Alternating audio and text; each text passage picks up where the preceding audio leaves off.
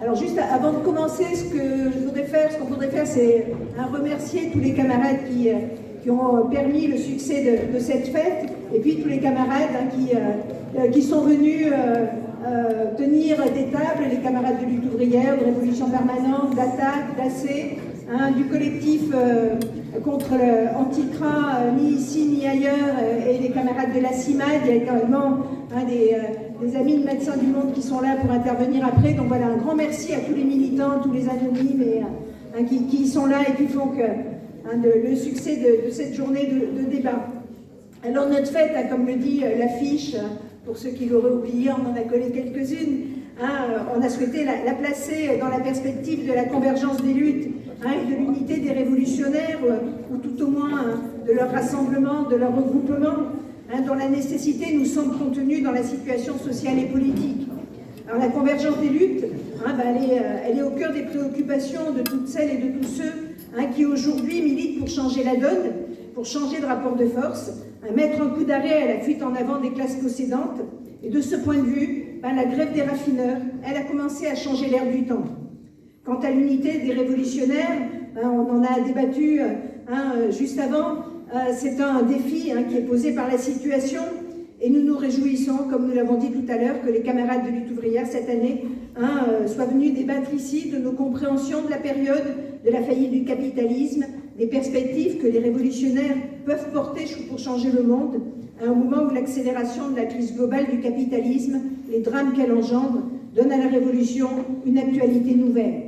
Alors, on n'a pas changé énormément de choses, mais le simple fait de débattre et de discuter, c'est extrêmement important. Parce que ce besoin d'échanger, de se rencontrer, de confronter nos façons de voir, nos divergences, nos nuances, c'est important, mais c'est aussi extrêmement important de définir ce qui nous rassemble, de confronter nos analyses et de chaque fois que c'est possible, sans tordre le bras à qui que ce soit, se mettre en commun, mettre nos forces en commun face à l'offensive des classes dominantes, à la faillite du capitalisme, car c'est clair, le disait tout à l'heure un camarade de lutte ouvrière, mais nous avons des responsabilités.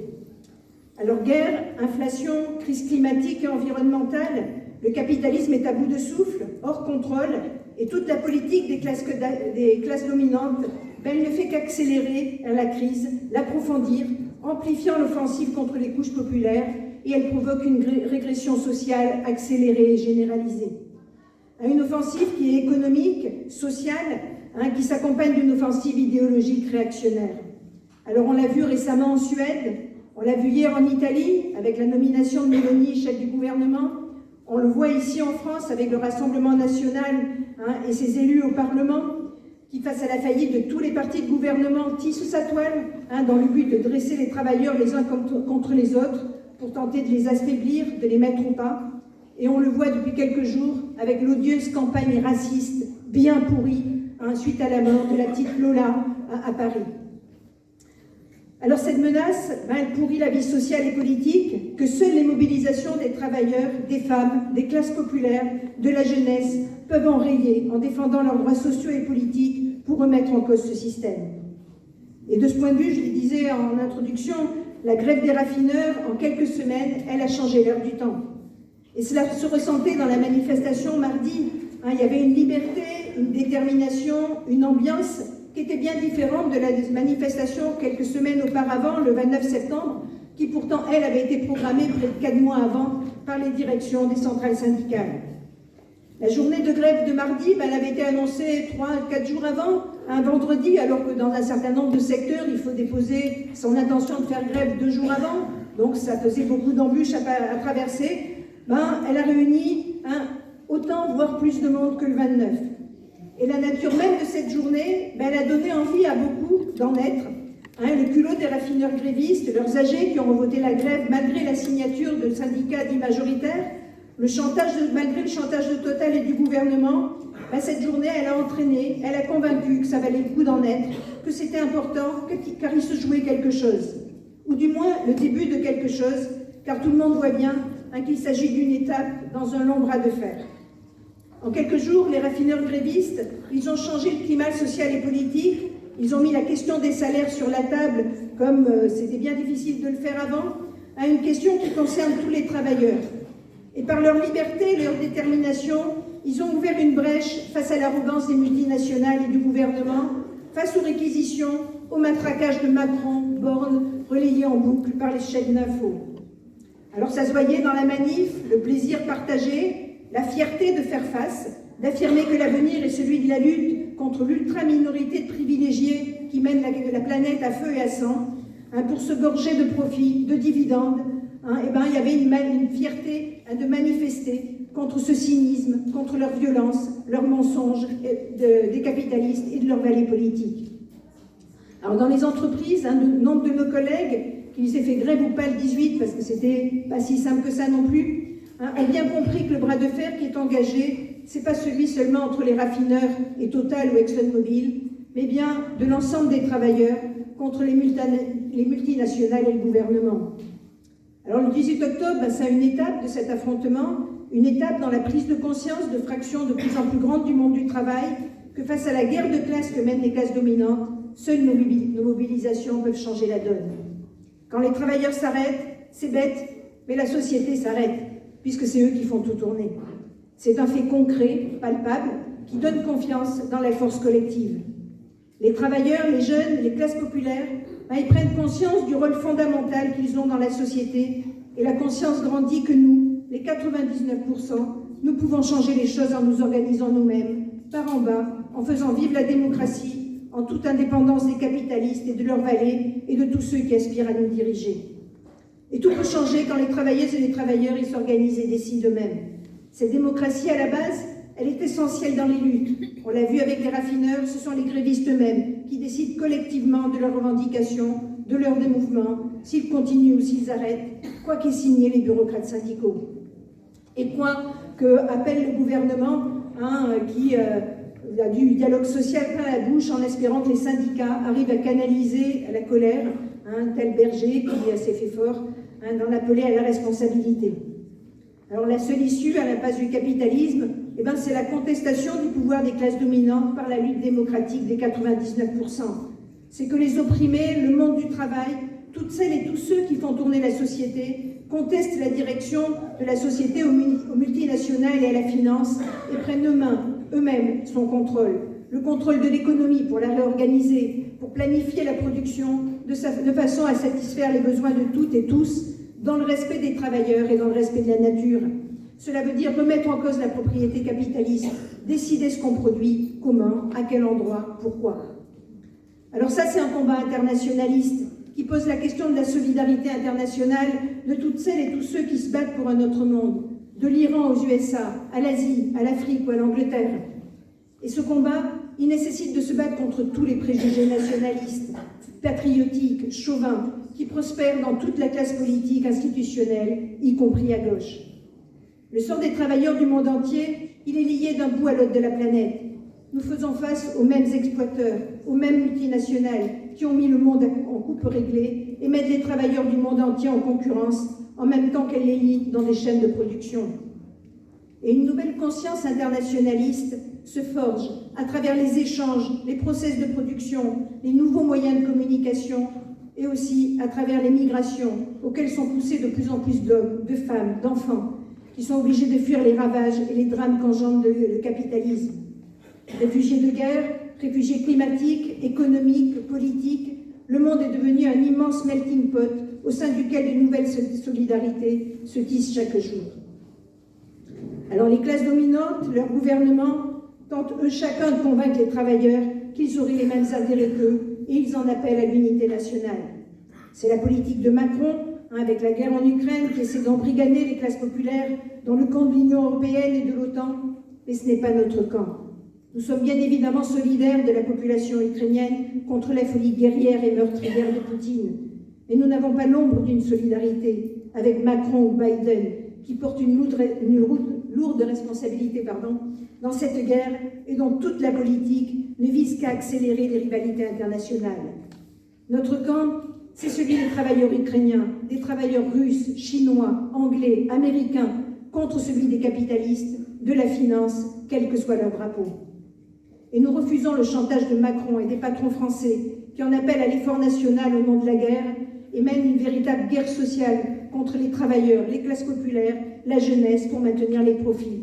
Une guerre économique, sociale, politique, idéologique et militaire. Bien au contraire, face à la déroute en cours, nous exigeons les moyens de vivre. L'échelle mobile des salaires, des pensions et des allocations face à l'inflation. L'échelle mobile du temps de travail et le partage du travail entre toutes et tous face au chômage. Et cela, ça ne pourra se faire dans le cadre des institutions, avec un bon Parlement ou de bons députés. Cela veut dire s'en prendre au parasitisme de la finance, contester la politique, la propriété capitaliste et tout l'ordre social à son service. Cela pose la nécessité que les opprimés, les exploités, exigent le droit de diriger eux-mêmes la société. Alors ça veut dire en finir avec le système, ses institutions, et formuler un programme, une politique pour l'intervention directe des travailleuses et des travailleurs. Alors cela peut paraître hors de portée pour bien des travailleurs, des militants, qui voudraient pouvoir croire qu'avec une bonne gauche, de bons députés, on pourrait faire l'économie de la révolution. C'est un peu ce que formulait Mélenchon quand il disait pendant la campagne « Votez pour moi, vous économiserez des kilomètres de manif ». Ben non, il n'y a rien à économiser. Ça c'est un leurre, il n'y a aucune issue dans le cadre institutionnel et c'est la marche même du capitalisme qui pousse les opprimés à se soulever.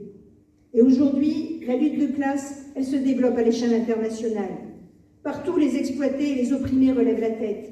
La révolte des femmes qui a embrasé l'Iran et s'est étendue à toute la jeunesse qui conteste le régime théocratique des mollahs, sa police des mœurs, sa dictature contre les travailleurs, les classes populaires, et malgré une terrible répression, elle en est une nouvelle démonstration.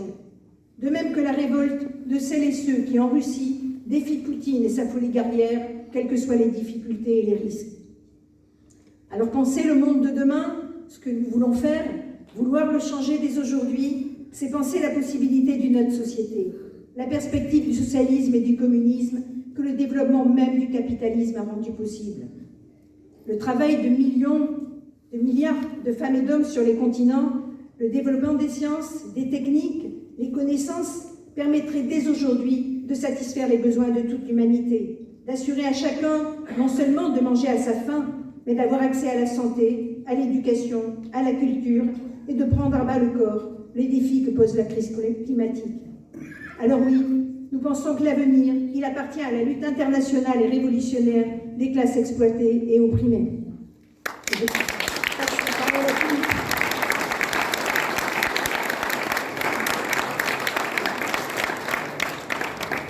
Salut à toutes et tous. Ça fait bizarre, il y a un double discours dans la fête du NPA, mais il y a aussi une double orientation NPA. Et donc, je vais formuler des choses peut-être un peu différentes de ce qu'a dit Isabelle Huffert, parce qu'on a un débat en interne, au point que le congrès qui arrive pourrait se traduire par une séparation. Mais ce qui est important de discuter, c'est de, la situation actuelle, effectivement, mais la situation actuelle, elle est toujours compliquée, parce qu'on balance toujours entre pessimisme et optimisme. On balance toujours entre cette société de merde qui produit misère, guerre, surexploitation, et qui conduit, pour beaucoup en tout cas, que ce soit en France ou même dans d'autres pays où la révolte éclate, beaucoup de résignation, de sentiments qu'on ne peut rien faire, que les choses sont trop fortes pour nous. Et c'est vrai que c'est des fois, justement, ce qui domine, y compris dans les milieux militants, c'est finalement comment on s'en sort, quoi. Et là, l'épisode qu'on a vécu en France, mais comme le rappelait Isabelle d'ailleurs, l'épisode qu'on vit aussi encore à l'échelle planétaire, notamment en Iran, ça montre qu'à un moment donné, les peuples relèvent la tête. Alors c'est des moments donnés, c'est des moments qui ne durent pas forcément, mais c'est des moments qui sont là, qui arrivent et qui se reproduiront. Et comment nous on agit à ce moment-là? Comment nous, révolutionnaires, ou comment nous, militants, parce qu'il n'y a pas que les militants révolutionnaires qui réfléchissent à tout ça et qui ont envie d'être acteurs et utiles dans la situation, mais comment on arrive à être efficace et à pouvoir justement apporter ce qui semble nous manquer, en tout cas à tout le monde, ce sont des outils pour se battre, des outils pour que le camp des opprimés, pour le camp des exploités, pour ce qu'on appelle notre camp social, puisse se défendre, s'organiser, parce qu'en fait on est dans un monde où tout est dirigé, tout est dominé par une classe, évidemment la classe des riches, la classe des possédants, la classe des capitalistes, et ils ne possèdent pas que l'argent, ils possèdent des outils de domination, et des outils de domination culturelle aussi, des outils de domination intellectuelle, qui font que notre camp social est toujours un peu en retard, toujours un peu en difficulté par rapport à tout ça, parce qu'on n'a pas la disponibilité pour réfléchir en permanence, on est tellement exploité, tellement, et quand je dis exploité, Il n'y a pas que celles et ceux qui sont au travail qui le sont, il y a aussi celles et ceux qui sont au chômage ou dans la précarité. L'exploitation, c'est pas juste quand on a un boulot, hein, c'est tout le temps. Et quand on est exploité ou archi-exploité, c'est pas si simple que ça de réfléchir à tout ça.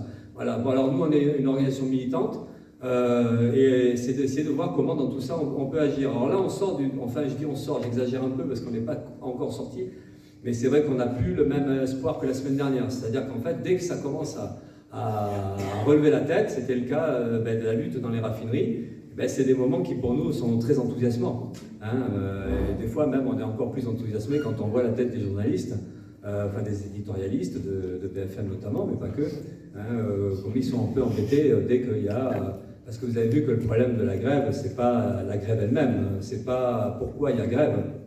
Le problème de la grève, c'est qu'il n'y a plus d'essence dans les stations d'essence. Et ça perturbe les gens. Vous vous rendez compte quand même que les gens ne pouvaient plus aller bosser. Même les chômeurs d'ailleurs ne pouvaient plus aller bosser. Et donc on a vu un peu tout ça et c'est intéressant parce qu'on voit la réaction du camp des privilégiés ou de ceux qui sont en haut, de celles et ceux qui défendent le système. Le gouvernement aussi, on a vu un peu tous ces gens embêtés. Et puis de l'autre côté, donc la potentialité finalement d'une force, une force de notre camp social qui peut à un moment donné faire bouger les lignes.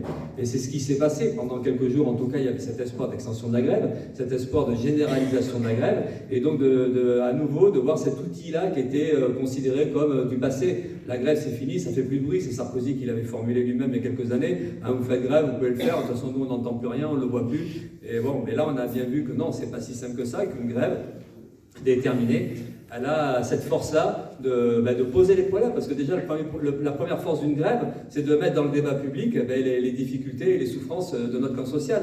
Et même si les raffineurs, là cette fois c'était les raffineurs, parce qu'avant c'était les cheminots ou les postiers, les postières, il y a toujours les privilégiés dans le camp des travailleurs évidemment, là ce sont les raffineurs ou les raffineuses, et qui étaient considérés comme des privilégiés parce qu'ils avaient, vous avez vu, 4 à 5 000 euros par mois, d'ailleurs tout était archi mensonger, mais bon, il fallait bien essayer d'isoler cette catégorie de la classe ouvrière et de montrer que finalement elle n'était pas représentative de la situation réelle et de la souffrance de millions de gens. Mais ceci dit, dès qu'il y a un mouvement comme ça qui démarre, hop, ça met en débat justement ça, ces questions-là, la question de la souffrance qui elle s'est traduite par la question du pouvoir d'achat, mais après au-delà de ça, la question de la situation au travail.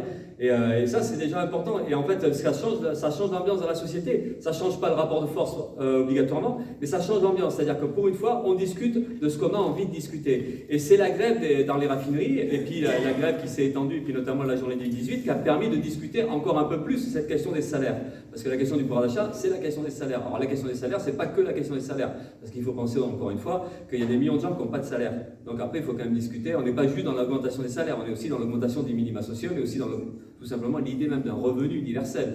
L'idée qu'à un moment donné, toutes les personnes puissent vivre d'un revenu, même si elles n'ont pas de travail. Mais ceci dit, à travers la grève dans les raffineries, c'est la question des salaires. Et la journée du 18, c'était la question des salaires. Et à côté de la question des salaires, parce que là, encore une fois, c'est pas juste un problème de ce qu'on a à la fin du mois, c'est aussi la question des services publics et de la question de l'accès gratuit ou de l'accès le moins cher possible aux besoins fondamentaux de la société. C'est ça qui est déterminant dans la question aussi du pouvoir d'achat. C'est-à-dire, en fait, dans quel monde on vit? Est-ce qu'on vit dans un monde collectif qui répond aux besoins des gens, ou est-ce qu'on vit dans un monde de plus en plus marchandisé, de plus en plus privatisé, de plus en plus entre les mains ou sous contrôle des groupes privés? Ce qui est le cas. Mais en tout cas, la grève dans les raffineries, elle pose aussi ce problème-là. Et c'est là aussi on peut essayer de voir comment nous amener ces discussions-là, parce que la question du salaire aussi, c'est la répartition des richesses. Évidemment, ça paraît évident pour nous, plus on augmente les salaires pour des millions de gens, en réalité, plus on prend sur la part des profits.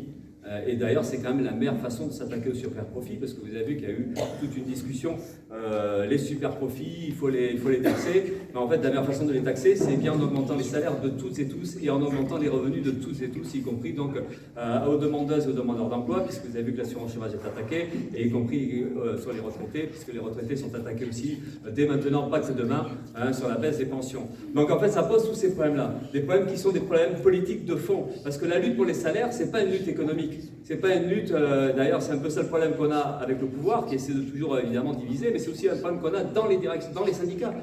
C'est toujours de fragmenter, et puis il y a une bataille sur les salaires là, et puis après on verra plus tard. En fait, c'est un problème politique de fond, mais comme la question de l'emploi, et c'est aussi à travers des mouvements comme on a eu là, hein, j'en parle au passé, désolé, c'est pas complètement fini, mais enfin, on a quand même quelque part passé un cap qui aurait pu permettre une grève générale, mais en tout cas, c'est pas fini dans le sens où ça va rebondir forcément, et il y aura des mouvements qui vont renaître, mais en tout cas, profitons aussi de ces situations-là pour discuter de ces questions politiques-là, et la question de l'emploi, donc comme la question des salaires, la question des revenus sont des questions politiques de fond, et on se rend bien compte que la question de la répartition des richesses, c'est pas juste une question de bonne dose. Combien il faudrait un petit peu plus pour les salariés, combien il faudrait prendre dans la poche des patrons, et trouver un bon équilibre, comme s'il y avait à un moment donné un truc qui était un peu raisonnable. Ça sera pas ça du tout. C'est évidemment un problème de confrontation avec la société telle qu'elle est organisée aujourd'hui, donc une confrontation avec la propriété, une confrontation avec le pouvoir, parce que la propriété, ça donne le pouvoir, et le pouvoir donne l'argent. Mais tout est lié, donc c'est la remise en cause de cette propriété capitaliste. Et c'est pour ça que dans le cadre de Total, hein, qui est l'exemple précis, puisque c'était les raffineries, alors il y a aussi ExxonMobil, mais Total, on connaît un peu mieux, c'est la question évidemment de l'expropriation.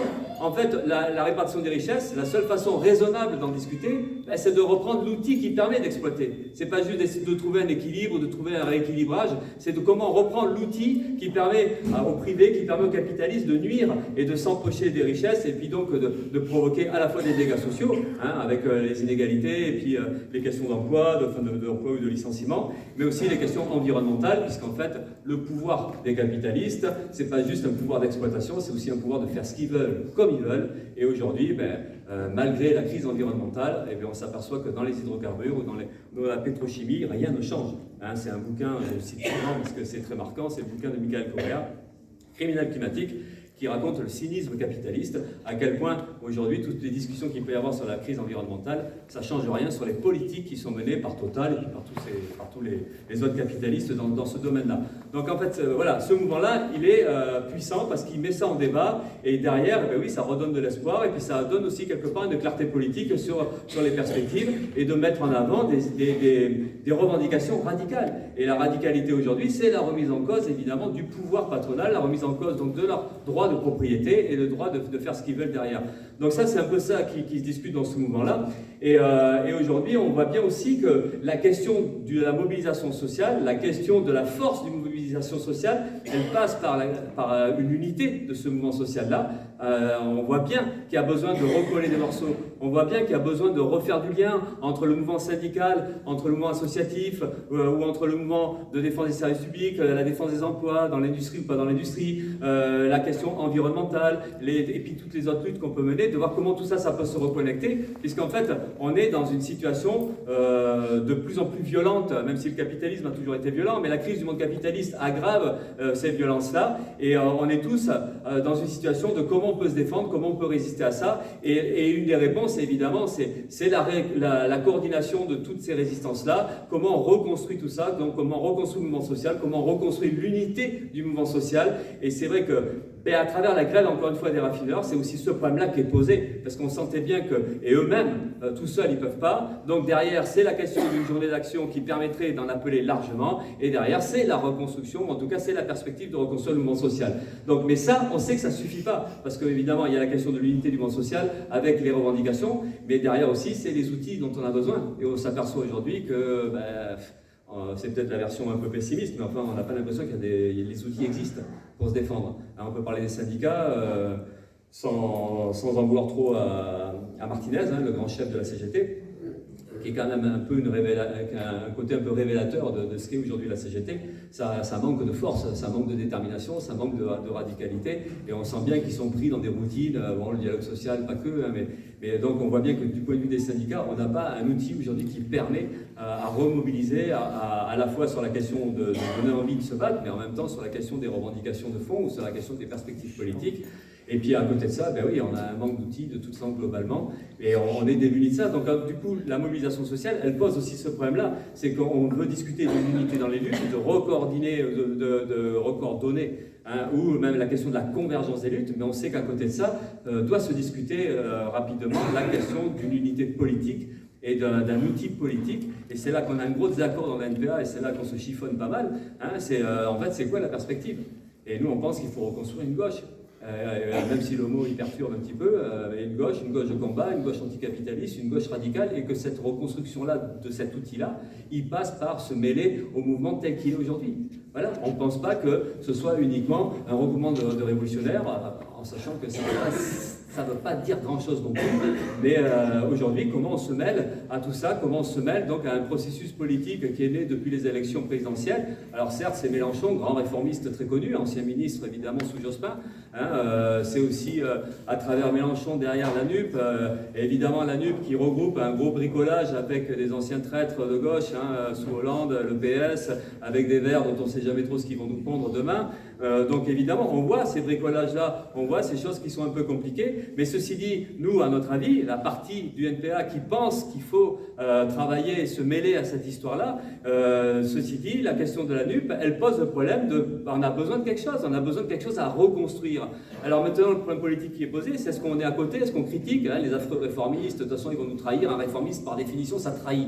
Hein, mais où est-ce qu'on essaie d'intervenir là-dedans, d'aider et de contribuer justement à la construction, nous, ce qu'on pense, d'une gauche politique radicale, d'une gauche anticapitaliste, internationaliste, féministe, antiraciste, on peut mettre tous les mots qu'on veut, mais ça fait partie des valeurs de la gauche, des valeurs de la gauche radicale, et donc c'est aussi ça qu'on voudrait discuter, et c'est pour ça qu'on se rapproche et qu'on pense que c'est complètement justifié de se battre aux côtés des camarades de la France Insoumise, des camarades du PG, des camarades, y compris des Verts de partout, et des camarades syndicalistes associatifs, comment, à travers ce qui se passe aujourd'hui, comment on peut formuler, comment on peut essayer de trouver des solutions à la fois unitaires, larges et même radicales, et que tout ça, ça puisse s'inscrire dans la période qui vient. Donc on est complètement dans cette politique-là, et on pense aujourd'hui que on peut être radical, parce que j'ai vu le débat de tout à l'heure, hein, où ça s'appelle courir derrière les réformistes. Hein.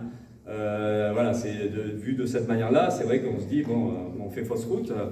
Mais on ne pense pas qu'on fait fausse route, on pense qu'en fait aujourd'hui le rôle de militant révolutionnaire, parce qu'on pense qu'on est aussi révolutionnaire, mais en tout cas le rôle de militant de classe, hein, de militant combatif, c'est celui de voir par quel biais on peut être utile à la situation actuelle.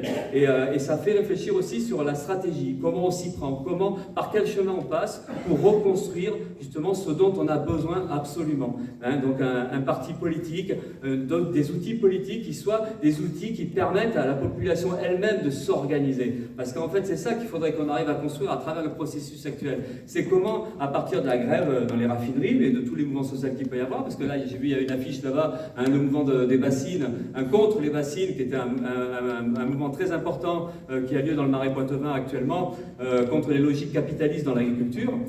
Comment, à travers tout ça, justement, on peut arriver à discuter et construire des outils dont on a besoin et qui permettent à des militants de se retrouver, de se côtoyer. Et voilà, donc nous on pense que c'est la voie qu'il faut qu'on prenne.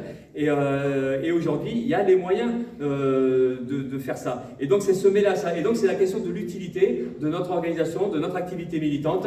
Et on pense qu'il faut se sortir un peu des logiques boutiquières, des logiques sectaires, ou de tout ce qui peut justifier par moment de se retrouver dans un coin et d'attiser un peu de ce qui peut être la méfiance des autres. Voilà, donc aujourd'hui, on ne sait pas ce que ça peut donner. Il y a une bataille qui est à mener, il y a une bataille à construire, il y a les moyens de penser que c'est possible, puisqu'en fait, encore une fois, la grève passée, désolé si je parle au passé de la grève passée, mais n'empêche que en tout cas, on n'est plus tout à fait dans la même période maintenant, mais on n'empêche que c'est comment on s'appuie là-dessus et comment on arrive à construire des outils et donner la perspective d'une lutte unitaire à la fois radicale. Et c'est vrai que cette lutte-là, elle est évidemment internationaliste, parce que c'est pour ça que ça se connecte avec le mouvement qu'il y a aujourd'hui en Angleterre, mouvement de grève, dans l'éducation, la poste, les cheminots, une grève qui pourrait ou qui aurait pu devenir générale, mais en tout cas y compris dans le pays justement le plus ultralibéral, il y a une contestation qui se construit. Et donc c'est des liens avec tout ça, comment on connecte avec la révolte qu'il peut y avoir aussi en Grèce aujourd'hui encore, ou d'autres pays, on sait aussi ces problèmes-là, et puis évidemment la connexion qui est peut-être un peu plus lointaine, mais c'est la révolte des femmes et du peuple iranien, parce qu'il n'y a pas que les femmes, il y a aussi les Perses, les Kurdes, ensemble, et c'est la force du mouvement actuel, c'est qu'en fait toute génération, toute population sont dans la lutte en même temps contre la dictature iranienne et contre l'obligation de port de voile, hein, puisque c'est parti de là. Et puis en lien aussi avec des situations un peu plus dramatiques comme en Ukraine, comment on gère ces situations-là, hein, où il y a un impérialisme russe qui a décidé de réannexer l'Ukraine, qui a décidé de bombarder, de détruire et d'assassiner des milliers de gens, des dizaines de milliers de gens. Et comment les solidarités internationales peuvent s'exprimer, comment par ces situations-là on peut essayer là aussi nous d'apporter notre pierre à la solidarité internationale entre les peuples et les travailleurs. Et c'est pour ça qu'on a aussi un gros point de désaccord, c'est que nous on pense que la solidarité envers le peuple ukrainien, ça passe par l'armement de cette population ukrainienne. Parce que l'Ukraine c'est pas juste Zelensky, l'Ukraine c'est aussi des millions de gens qui sont exploités par Zelensky. Donc nous on pense, et oui évidemment, qu'on peut défendre cette idée de réarmement de la population ukrainienne pour se défendre face aux bombardement de Poutine et de l'oligarchie russe, et que ça passe de discuter de que l'internationalisme qu'on a, il est en lien à la fois avec la défense aussi d'une lutte populaire et de droit des peuples à disposer d'eux-mêmes, et que c'est toutes ces choses-là qui se connectent. Et donc on peut avoir des positionnements, vous avez vu, des positionnements complètement différents, mais nous on pense que cette solidarité-là, qui peut prendre une forme concrète, c'est celle de défendre l'armement de la population ukrainienne. Alors certes, les armes, elles viennent pas de notre poche à nous, hein, elles viennent du camp occidental, du camp de l'OTAN et tout ça. Et n'empêche que quand un peuple se fait massacrer, c'est un peu difficile à dire non, c'est ni l'un ni l'autre, nous on laisse les choses faire, on verra après. Donc oui, la solidarité internationale, elle passe par des actions concrètes de solidarité en lien avec les réseaux syndicalistes ukrainiens, et y compris avec les réseaux militants russes opposés à la politique de Poutine. Bon, c'est tout ça qu'on essaie de faire. Donc vous voyez, c'est aussi toute la difficulté qu'il peut y avoir et les débats qu'on peut avoir entre nous, hein, c'est qu'en fait, être révolutionnaire, c'est pas forcément une seule façon de l'être, et qu'une politique révolutionnaire, il suffit pas d'être estampillé révolutionnaire pour qu'elle soit révolutionnaire. C'est pas si simple que ça. Hein, on a de tout temps galéré pour savoir comment faire les choses, comment les faire le mieux possible, comment trouver une position qui peut être utile justement au changement d'ambiance et puis au changement du rapport de force. Bon, voilà, ce sont ces discussions-là qu'on a, en tout cas nous parmi nous, mais les discussions qu'on peut avoir, les disputes qu'on peut avoir dans l'NPA, ça correspond tout à fait au débat politique qu'il peut y avoir au sens dans toutes les organisations militantes aujourd'hui, parce que toutes les organisations militantes aujourd'hui, elles sont en difficulté. Elles sont en difficulté parce que tout le monde voit bien que on n'est pas à la hauteur des enjeux, on n'y arrive pas, et que ce soit le mouvement syndical, comme je disais tout à l'heure, ou le mouvement politique, mais y compris dans les associations, on voit bien les difficultés auxquelles on est confronté, on voit bien le manque de force qu'on a, on voit bien que d'un côté la colère est là, la révolte, le ras-le-bol existe, mais que d'un autre côté, il y a la difficulté de relever la tête collectivement, de trouver suffisamment de confiance en soi pour pouvoir se battre. C'est tout ça, et comment on fait que ces choses-là se recollent, et c'est aussi tous les problèmes qui sont ce qu'on appelle stratégiques, et à travers ça, il n'y a pas une seule voie possible, il y a certainement plusieurs voies. En tout cas, nous, la voie qu'on pense, c'est évidemment d'essayer de se mêler le plus possible, le plus largement possible à ce qui se passe en ce moment, à la réflexion qu'il y a en ce moment, et puis encore une fois, l'objectif, au-delà de la question de l'unité dans les luttes, de la reconstruction d'un mouvement social, et puis de cette idée, effectivement, qu'il y a un combat contre le capitalisme, et donc de remettre en cause la propriété et le pouvoir, la domination de la classe capitaliste. C'est à côté de ça, cet outil politique qu'on a besoin, qui soit lié au mouvement social et qui permette donc à des millions de gens de s'organiser par eux-mêmes, de faire de la politique par eux-mêmes, de prendre leurs affaires en main, comme on a pu le revendiquer pendant toute la campagne présidentielle. Donc il y en a du boulot, et il y a de quoi être un peu optimiste quand même, malgré tout, hein, même si on n'est pas en position de force actuellement, mais en tout cas les choses peuvent changer et on compte là-dessus. Et c'est un peu tout le boulot qu'on a à faire. Donc là, on fait des fêtes, des repas, des trucs comme ça. Mais après, derrière, c'est comment on réorganise les équipes militantes.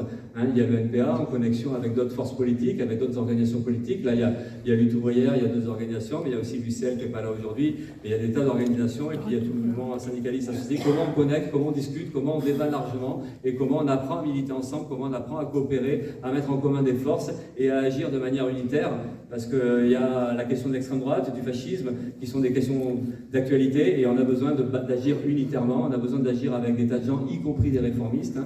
Et il y a d'autres luttes, la lutte environnementale aussi, on aura besoin d'agir. Voilà, il y a des urgences en fait, ce qu'on appelle les urgences climatiques, sociales ou démocratiques, et comment on se sort comment on se démerde de cette situation-là, et comment à un moment donné on commence à retourner la vapeur, ou je ne sais pas comment dire, mais voilà. Donc en tout cas, il y a de quoi faire, il y a de quoi espérer quelque chose, et puis je crois que je vais arrêter là. Voilà, bonne soirée à tous, et puis il y a un apéro, il y a un repas, il y a de la musique, il y a du théâtre, c'est super cool, et voilà. À très bientôt.